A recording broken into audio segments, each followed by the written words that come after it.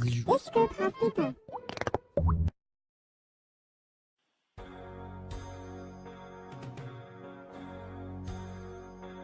敢有听着咱唱歌，唱出艰苦人的苦痛，这是咱有缘一世人正做努力的心声。咱的心阵当袂定，若亲像勇敢的鼓声，毋茫有一天活出自由的新生命。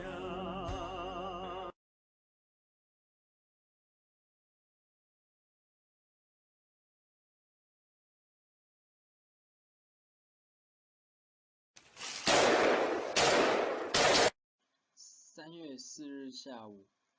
高雄要塞司令彭蒙契下令派出巡逻队，见聚会民众便开枪射杀，引起市民恐慌。当时以雄中为首的学生组成自卫队，并有雄工、雄商等学校的加入。高雄女中则负责提供食物，合称雄中自卫队。3月5日，高雄要塞军队开始以8门75炮对市区展开炮击，并向鼓山一路一带进行扫射、封锁。3月6日上午，高雄市长黄仲图等人前往寿山与高雄要塞司令彭孟契谈判，希望约束其巡逻队禁止继续射杀高雄市民。结果谈判破裂，大多数人都惨遭枪决。3月6日下午，彭孟契派遣军队下山，分别以吉普车架机枪以及持步枪士兵，兵分3路夺取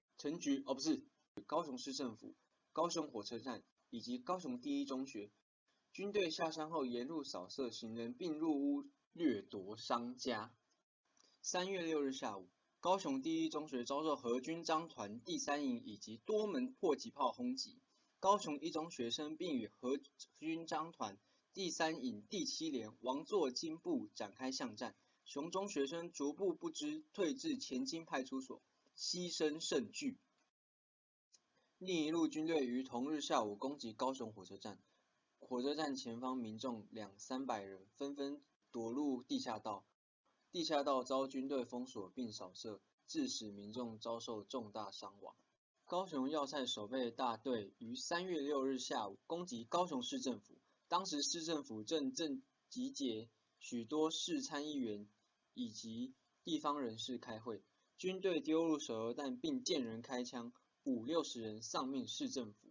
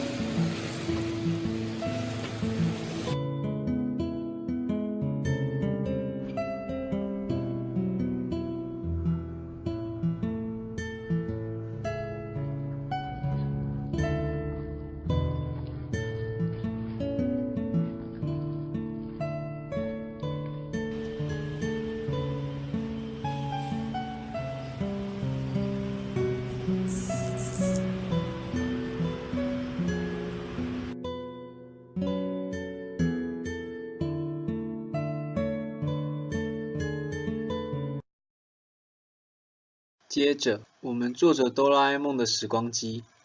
来到1978年。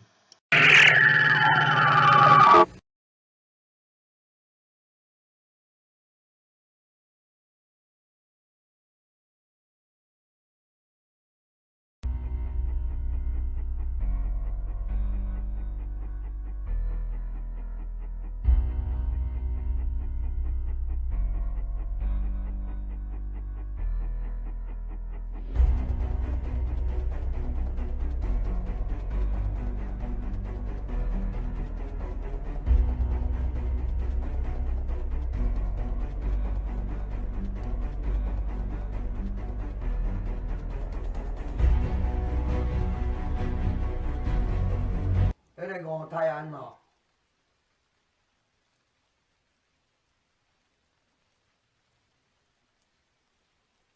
他去过八卦寮找过你啊？迄个小的啊，我想啊，如果你提早禁止举发的话，那么也许结果就不是这个样子了。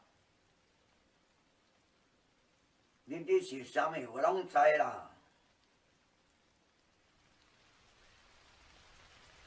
上面这段影片取自1979桥头事件。1878年8月，前高雄县长于登发父子被政府指称涉及匪谍吴泰安事件遭情治单位逮捕，罪名是知匪不报、为匪宣传，被求处重刑有期徒刑8年。当时引发社会的不满与党外人士的反弹。国民政府逮捕于登发父子的事件激发了党外势力的团结。当时知名的反对运动领袖人物，如许信良、黄信介以及我们的花妈陈菊等人，前往于登发的故乡桥头乡进行游行活动，要求释放于登发父子，史称桥头事件。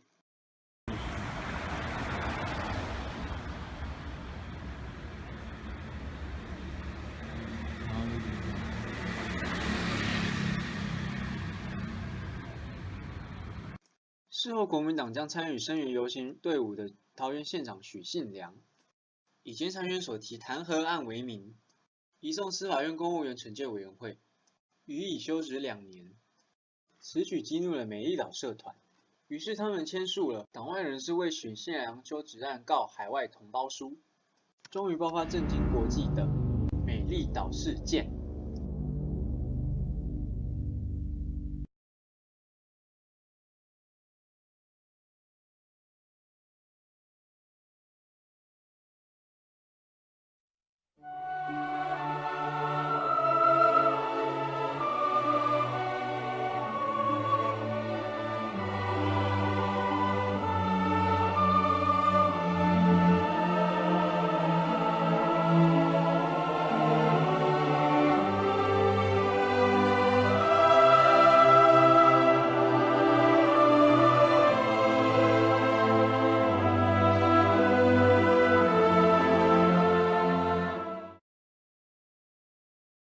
美丽岛事件，或称高雄事件，是于1979年12月10日的国际人权日在台湾高雄市发生的一场重大冲突事件。以美丽岛杂志社成员为核心的党外运动人士，于12月10日组织群众进行游行以及演讲，诉求民主与自由，终结党禁和戒严。外围的政报部队将群众完全包围住，并往里面释放催泪瓦斯。事件后，警备总部大举逮捕党外人士，进行军事审判，为台湾自228事件后规模最大的一场警民冲突事件。此事件对台湾往后的政局发展有着重要影响。台湾民众于美丽岛事件后开始关心台湾政治，